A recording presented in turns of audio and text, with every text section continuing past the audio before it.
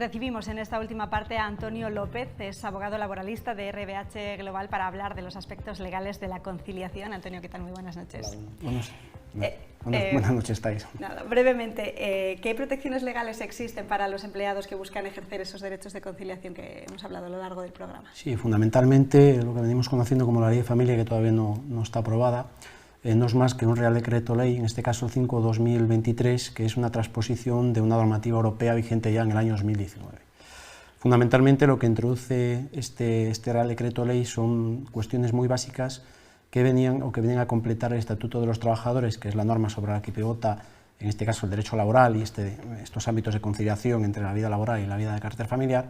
Y lo que hace, en cierta forma, es, con la transposición de esa normativa de carácter europea, complementar lo dispuesto en el Estatuto de los Trabajadores. Las novedades fundamentales que tenemos en esta mal llamada Ley de Familia, que es esta transposición de la normativa europea, se vinculan a la existencia de dos nuevos permisos: un permiso de 5 días para cuidado en situaciones de enfermedad grave, en situaciones de accidente, en situaciones de hospitalización o, en este caso, tratamiento sin hospitalización, vinculadas al ámbito de carácter familiar, es decir, respecto a los hijos, respecto a no solamente los propios, sino también respecto a los de la pareja o cónyuge, y en relación pues, a los convivientes en la unidad familiar dentro del segundo grado de consanguinidad familiar, ¿no?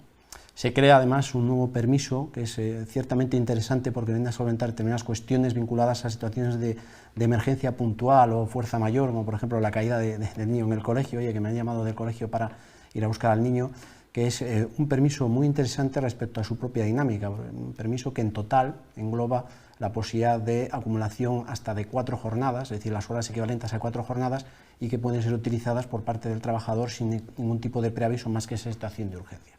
Y por último, un permiso bastante interesante, aunque desde el punto de vista laboral tiene su particularidad, porque es un permiso no retribuido, que es un permiso de hasta 8 semanas que puede, en este sentido, utilizar el trabajador, vinculado a estas situaciones también de cuidado de los niños o de familiares dependientes dentro de la unidad familiar, y que, como digo, no es un permiso de carácter retribuido y únicamente exige un preaviso al empresario de 10 días. Además, es bastante dinámico en cuanto puede ser utilizado sin necesidad de cubrir las 8 semanas por entero, sino de una forma alternativa.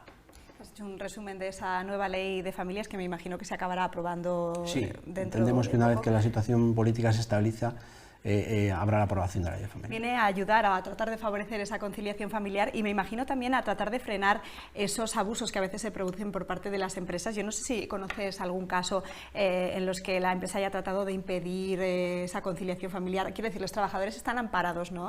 Sí, en todo momento. Ya con carácter anterior, el Estatuto de los Trabajadores vinculaba que estas situaciones de carácter discriminatorio por el uso de los permisos vinculados a esta protección eran actuaciones de carácter nulo sobre la actuación de carácter empresario. Y ahora, pues lógicamente, a través de una modificación mínima en el artículo 55 del Estatuto de los Trabajadores, lo que se hace es proteger, a través de esa situación de evitar esa represalia y con la nulidad, las actuaciones empresariales que puedan orientarse en el uso de estos nuevos permisos. Bien, es cierto que la situación empresarial muchas veces es complicada, porque el hecho de que una persona utilice este tipo de permiso tiene que adecuarse, y actualmente tiene que hacerse así, también a la situación organizativa y productiva del empresario. De ahí el preaviso y de ahí la necesidad de que haya siempre una negociación entre las partes para el uso de este tipo de actuaciones. Para que no haya ningún problema. Correcto. Evidentemente, si hay situaciones en las que el empresario equivocadamente entiende que le puede afectar más de lo debido desde el punto de vista organizativo y productivo, y puede tender a determinadas actuaciones que, insisto, eran protegidas ya en el Estatuto de los Trabajadores y ahora se articula respecto a estos nuevos permisos en el artículo 55. Pues muchísimas gracias, Antonio, por habernos aclarado esta nueva ley de familias. Gracias por haber estado con nosotros aquí en el plató de La 8 León. Gracias a vosotros. Gracias, buenas noches.